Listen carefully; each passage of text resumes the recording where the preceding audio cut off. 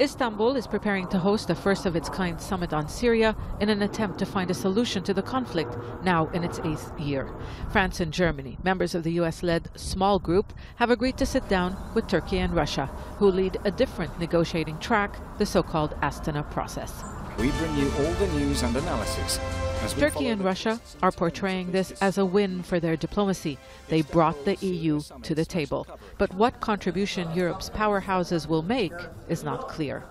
Success of the summit can be measured in many different ways. Now, stemming migrant flows is going to be very, very important for the EU.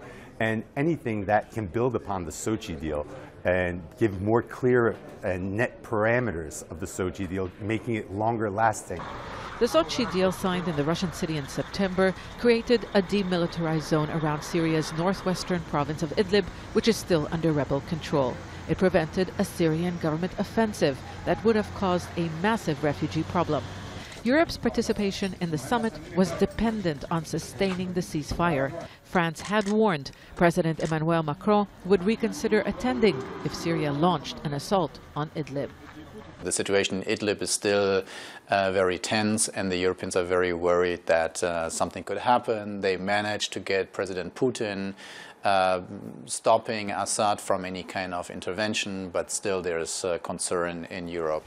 Russia has been trying to get Europe to pay for Syria's reconstruction, arguing that this would facilitate the return of millions of Syrians displaced by the war.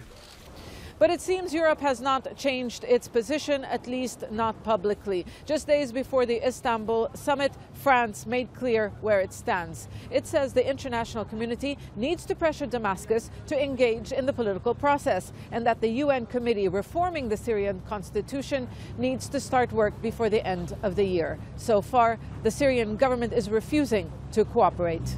UN-led efforts have been overshadowed by a competing diplomatic track, the Astana process that is led by Syrian government allies Russia and Iran, and the main backer of the opposition, Turkey. They are the power brokers, but they can't shape the political outcome without the international community. It's very interesting that because the United States wasn't invited here, we don't have a significant US representation. And it's kind of give a signal to Washington that this summit is important, it has a significance, but whether Russians actually anticipating to get something of it, again, I'm frankly skeptical about it.